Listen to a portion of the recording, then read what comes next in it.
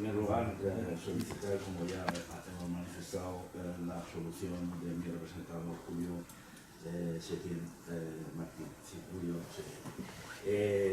Dejando clara esta consideración, en un primer lugar quería hacer mención al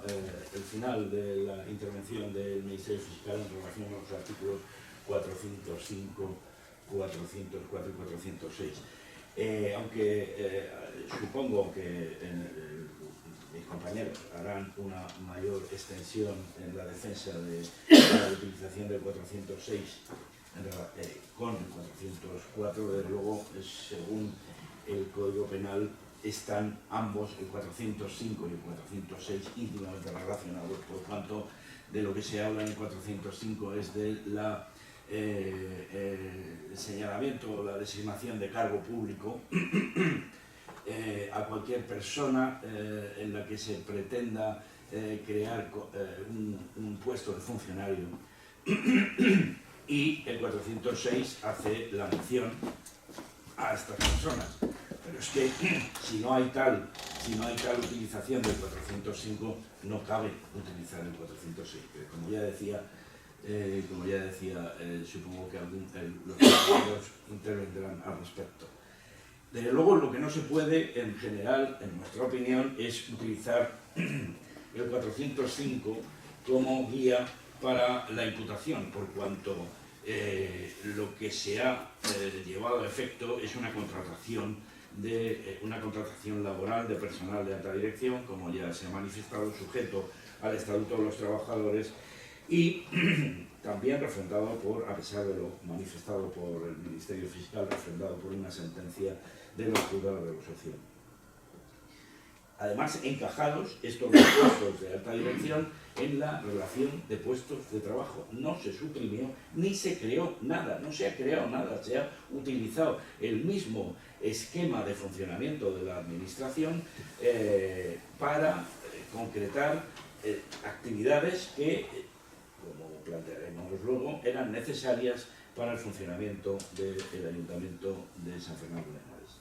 En ningún caso se les ha nombrado como funcionarias, no se ha desobedecido ninguna decisión del Pleno, en nuestra opinión, por cuanto no ha sido personal eventual el que fuera designado en el Consejo, en la Junta del Gobierno, perdón, y no es, por lo tanto, una vulneración, sino las atribuciones, pensamos, en relación a los puestos de trabajo aprobadas. Además, hay que manifestar que ese contrato de trabajo estaba puesto en condicional al tiempo en el que el señor Setién iba a estar como alcalde. Había un ambiente y se conocía que el señor Setién se iba a jubilar. Y se iba a jubilar y además se incorpora en el contrato de trabajo. Se incorpora que cuando el alcalde, el señor Setién, que es el que firma el contrato, se vaya, también se irán ambas personas de alta dirección. Y además se comprometen con la consideración de que no habrá ninguna reclamación al respecto. Esto está en el contrato de trabajo y se puede ver en el procedimiento. Desde luego, la consideración del Ministerio Fiscal en el funcionamiento de la administración local y en lo que se refiere a estas necesidades inmediatas que se planteaban como urgencia, que eran nada más y nada menos que la casa de campo del sureste, con las subvenciones que al respecto había que coger inmediatamente de los convenios realizados con AENA para la compra de los terrenos de muchas cientos de hectáreas que iban a componer esta casa de campo. Llevar a buen término y a buen puerto la plaza y la concreción de la Plaza de España en San Fernando de Henares y la ordenación del suelo industrial que al respecto se venía desarrollando con los correspondientes esfuerzos y confrontaciones jurídicas en los tribunales. No era nada del otro mundo, era algo determinante para el funcionamiento del Ayuntamiento de San Fernando de Henares. Este asunto hace que efectivamente se plantee la posibilidad de que se lleve a efecto. Además, el informe, uno de los asuntos que esta parte quiere plantear es si el informe jurídico del director de Recursos Humanos era tan endeble y tan malo a juicio del Ministerio Fiscal y no podía cogerse de ninguna manera, ¿cómo es que el director de Recursos Humanos no está en este procedimiento? ¿Cómo es que no están otros personas, funcionarios de carácter nacional que tienen que velar por la legalidad del funcionamiento de las administraciones públicas? No solamente el secretario, interventores, todo el mundo que participa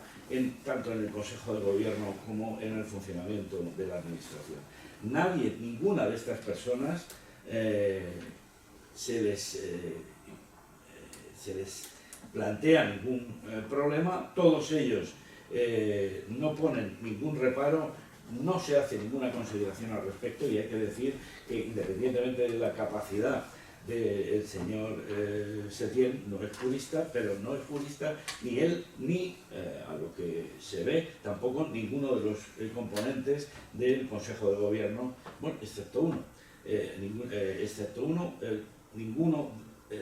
uno, el resto no eran juristas y por lo tanto no había al respecto un conocimiento tremendo de la capacidad y de cómo confrontar un informe jurídico del director de Recursos Humanos, que tal y como ha manifestado aquí, aparte del informe que está en los autos, tal y como ha manifestado aquí, lo que se hizo, según indica, era un problema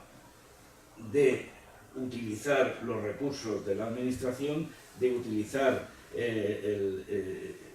las leyes que al respecto se planteaban con respecto al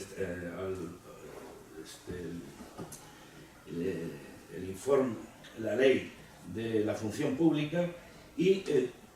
a su juicio donde no se hacía ninguna distinción, el sistema, en este caso en el informe jurídico, no tenía por qué llevarla a efecto. Desde luego, en relación también a este informe jurídico y en relación a las prisas planteadas, en nuestra humilde opinión están perfectamente argumentadas, pero es que también en relación a la información pública. ¿Qué posibilidades había de, si se ha recurrido la decisión del Consejo de Gobierno, qué posibilidades había? Se ha recurrido en los tribunales, tal y como hizo UGT o hizo el representante de UGT en el juzgado número 12, y ese desarrollo del procedimiento se iba a llevar a efecto en los inmediatos meses. ¿Qué función o qué posibilidades había de que eso se planteara como un asunto a llevar a publicidad y pública concurrencia? No se trataba o no se trata mejor de resolver el asunto viendo cómo el señor Setién se iba a jubilar en los pocos meses que le quedaban. En fin, esta es una consideración que en su señoría habrá de tener en cuenta, pero no parece que debajo de todo eso hubiera un contubernio para que Izquierda Unida y sus órganos llevaran a efecto y confrontaran con el pleno del Ayuntamiento de San Fernando de Henares. Vuelvo a insistir, señoría, ni secretaria, ni interventora, ni secretarios interventores, ni sindicatos excepto UGT, nadie planteó ninguna dificultad al funcionamiento de estos contratos, sabiendo y conociendo por parte de todo el mundo que existían. En nuestra opinión no hay los elementos de la prevaricación que se han planteado y que se deben plantear según el tipo penal, que es ocasionar un resultado materialmente injusto. Hay un resultado materialmente injusto cuando lo que se permite es mantener la actividad en un momento especialmente crítico en las administraciones como aquellos en donde había un recorte de recursos económicos y la prohibición, señoría, en esos momentos la prohibición de contratos de funcionarios públicos determinados por el gobierno de la nación. Había ese resultado materialmente injusto. Fue dictada con la finalidad de hacer prevalecer la voluntad de la autoridad, o más bien fue un órgano colegiado después de debatir y después de considerar el informe del director de recursos humanos cuando llegan a la efectiva decisión que lo mejor es hacer este tipo de contratación. Hay una determinación dolosa para actuar contra derecho y a sabiendas de su injusticia, como he manifestado anteriormente. La totalidad, excepto una persona,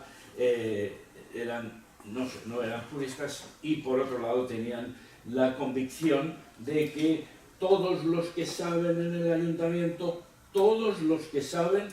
nadie dice nada al respecto. Por lo tanto, que haber dificultad para firmar ese contrato por parte de esa Junta de Gobierno. Al respecto, no fue arbitraria, que se pueda plantear un conflicto jurídico, pero no fue arbitraria, así como patentemente incorrecta. Ningún grupo político, como decía, la recurrió y al respecto no eran 2 ni 3, eran numerosas las personas y numerosos los que podían haber manifestado alguna dificultad al respecto.